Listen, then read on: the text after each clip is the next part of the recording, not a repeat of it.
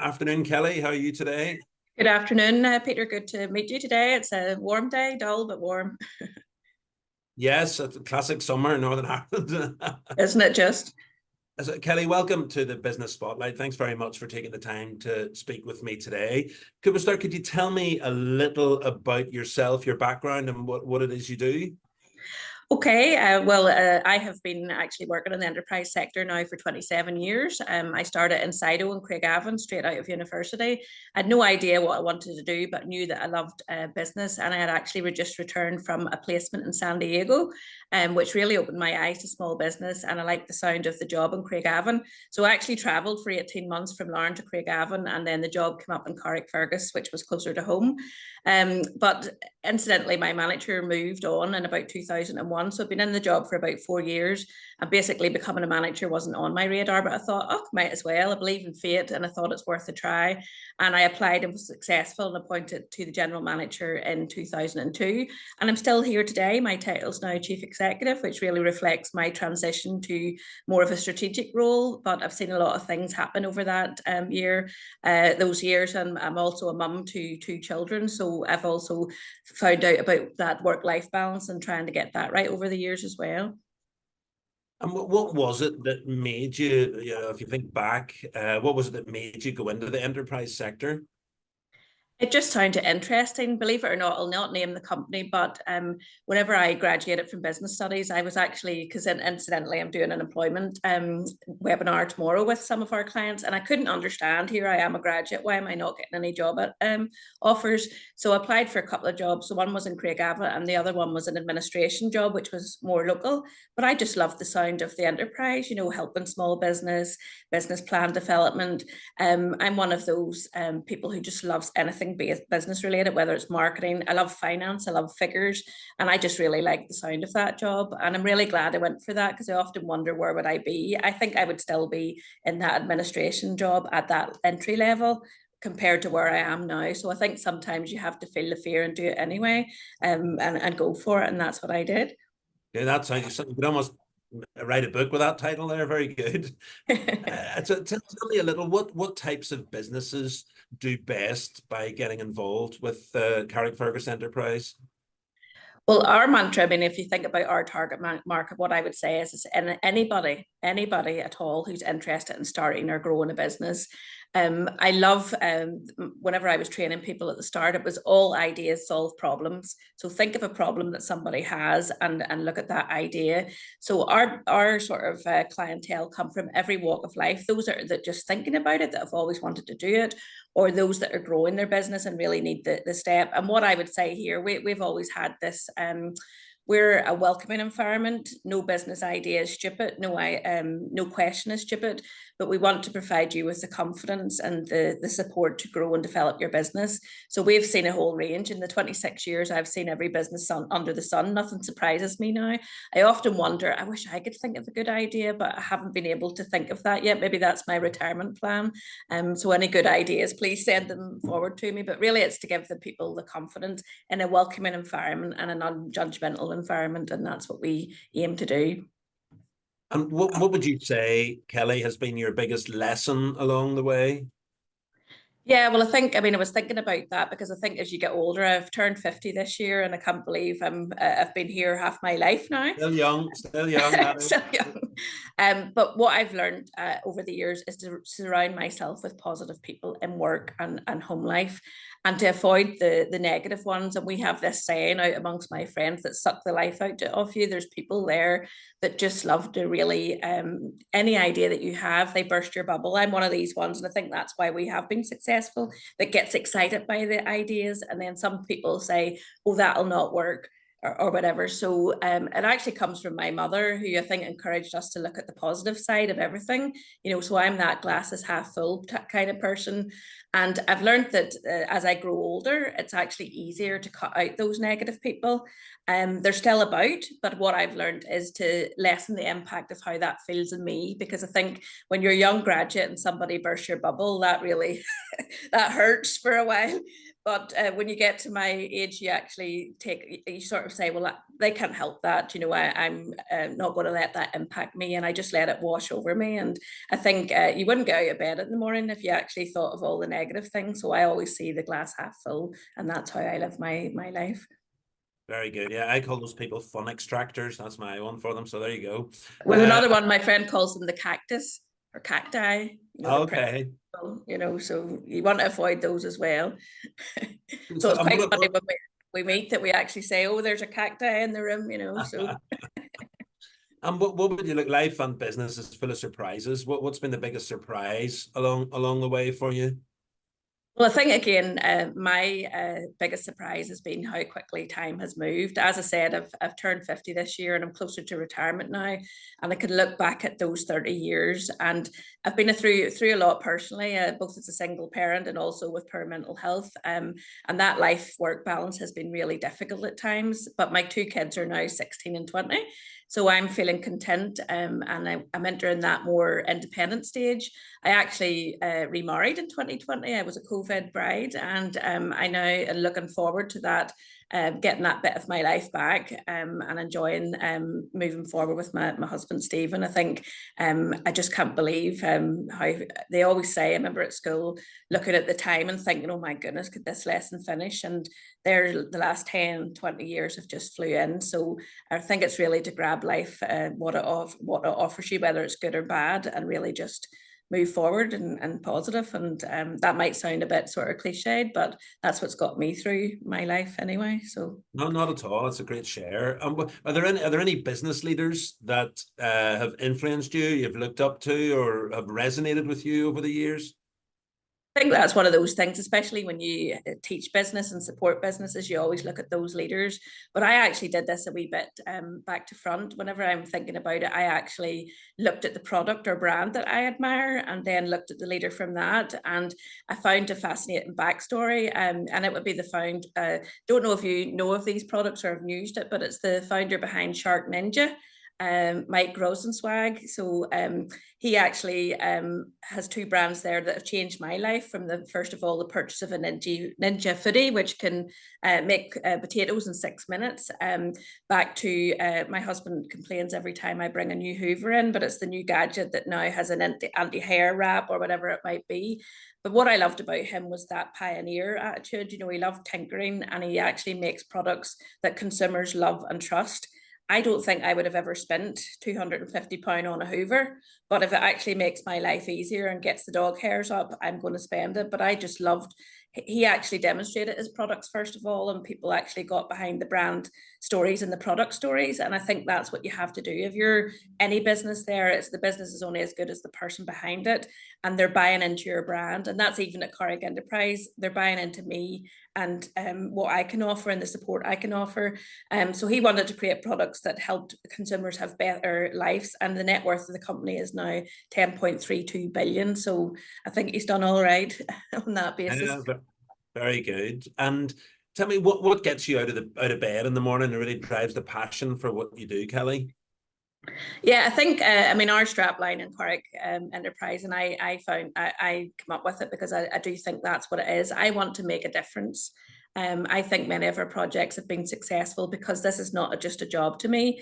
It's about providing a welcoming and supportive environment for our clients and a genuine desire for them to get the most out of whatever they're participating on, if it's a training course or our workshop. I love my job 26 years later. I don't have that sense of dread on a Sunday night and the thought of working a Monday morning. I think if you feel like that in your job, maybe it's time to look at the options, because it's a hard old life with that continual dread. And as I say, don't get me wrong, it hasn't always been easy. I remember when I first became the manager, age 27, I was totally overwhelmed. And it was my colleague, who's sadly not with us now, she really says, and that's what I look at now, don't look at the whole picture, look at each day as it comes. And again, we still have, you know, days where I'm going, oh my goodness, I don't even know where to start. And I just, you were saying that it is actually a book title. It's Susan Jeffers has Feel the Fear and Do It Anyway. And that's what I actually do. You know, if you haven't got that little sense of excitement or adrenaline or fear, then you don't feel what you should be for your job, and that's what I do. Thankfully, if it was 7 days a week I was feeling the fear, I think I probably wouldn't get out of bed. Yeah. But it's that happy balance at the minute, and I love what I do, and I think I'm here for life. I never thought I would be in the same job for 40 years, but it looks like I'm going to be, because I wouldn't want to move anywhere else just now. And you mentioned a book there. What would be, if you were on a desert island with a book or a podcast or both, what would you choose to read or listen to? Yeah, I thought long and hard about this, because again, I think I am an avid reader, but I have to share it. Again, I am one of those people that shares things, but I think if I can share this, it can help people as well. And it's called Never Let Go: How to Parent a Child Through Mental Health, by Susan Alderson. And the reason I'm saying that is because my teen daughter has battled poor mental health for over 4 years, and could not attend school and couldn't even leave her room. And it was a vicious circle, because she felt a failure because she couldn't go. And I was actually recommended that book by a friend of my sister's, and it really changed my life. And it really said, the sort of crux of it is, if you're doing the same thing and it's not working, then it's time to change. And really what I had to change was, society tells you you must send your child to school. So I'm trying to send my child to school, and she physically can't get out of her bed. She's so suicidal and so not feeling well. And this book really tells you that you have to change it. And really, I didn't even know taking her out of school was an option. So that's what we did. We took her out of school last June, and we found a good counsellor, and we actually started talking to her. I talked to her and really listened. And I mean, like, quite often you're kids and you're not really listening, but you're really listening and listening to what she wanted. And she was telling me she was guiding me, and really I let her guide me. And she actually did an online tuition school online. And basically she's got better, and she sat 5 GCSEs there in May, June. And I would take the book, because we haven't finished that journey. It's not over. She's at a stage, and I feel I've shared my story, and I am very public on LinkedIn and things, because as a mother, I didn't know where to turn. And basically I found that, and I'm passing those resources on, because thankfully we're at a good stage, but there's still a little bit more in that journey. So not the nicest book to take away, but very fundamental in my life as it currently is. And as I say, it's just helped me get through the last year, and hopefully another year or so, and we'll look back and she'll be, more mature. And, but I think we've put in the resources and things to make her well as an adult going forward, so a lot of teenagers seem to be like that. I think COVID has a big impact on that, and how, she started school just around COVID and really didn't have that time to transition, etc. So big issues, and hard when you're managing a company as well to deal with all that. But again, that's back to that work-life balance again. And if you could invite any 3 people, alive or dead, to a dinner party, who would you invite? Well, that's a hard one. I love dinner parties. I love food and everything, but 3 people. Firstly, again, another sad story, but part of my backstory as well is that my dad sadly died age 29 when I was 5. But I do believe now, looking back, that loss early on in my life has made me who I am today, and gave me the drive and determination to do well. So I'd like to see if he feels if I've done well, and to bring him up to date with all the 40 odd years that he's missed, and the 6 grandchildren that he has. So that would be number 1. Next would be, it's a strange mixture, but next would be Blondie, Debbie Harry.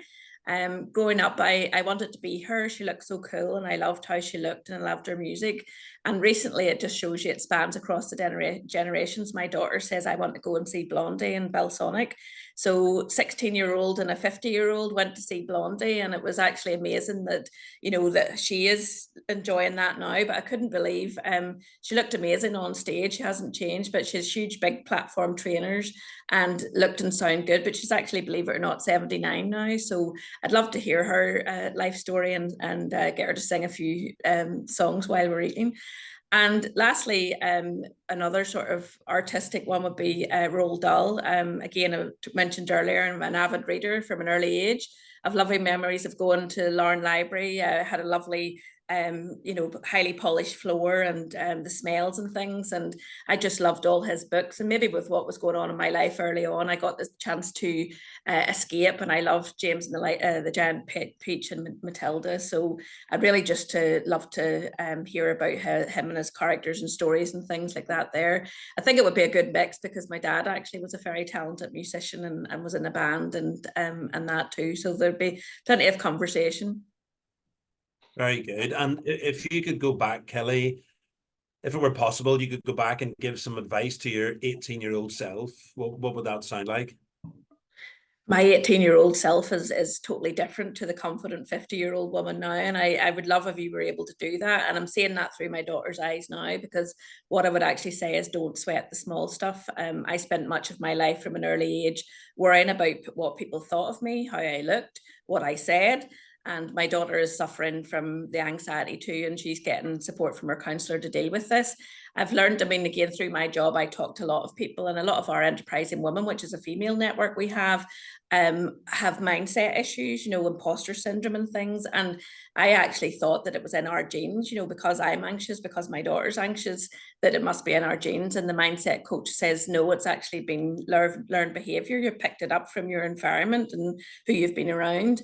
And my daughter's journey has actually taught me that it's actually not good use of your energy to worry and all those things. And basically, I think it comes with age. I do think you worry less about what people say or what people think or how to offend friends or colleagues and things the older you get. And I think we're sort of natural people pleasers. And I think, you know, sometimes it's completely difficult to actually try and keep everybody happy. So I'm now, maybe I'm being a bit more selfish in my old age, but I'm actually saying, no, I look at every situation and say, is that good use of my time?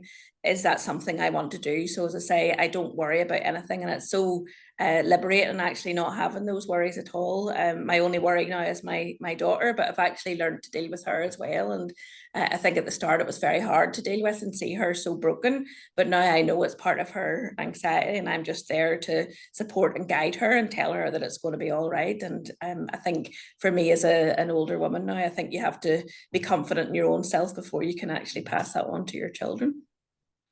Very good. Well, some great shares there, both business and personal, Kelly. So thanks very much. Look, if somebody would like to reach out or get in touch, you know, what would be the best way for them to go about that?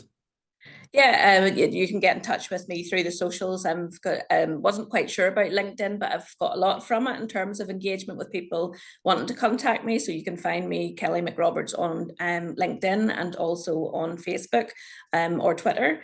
So those are the two places. Alternatively, you can email Carrickfergus Enterprise on info@ceal.co.uk, and that email will get through to me as well. Fantastic. Well, Kelli McRoberts of Carrickfergus Enterprise, thank you very much for sharing your story and your journey. It's been really interesting listening to you. Thanks very much. And I wish you all the best for the remainder of 2024 and beyond. Kelly, thanks very much. Thank you, Beer.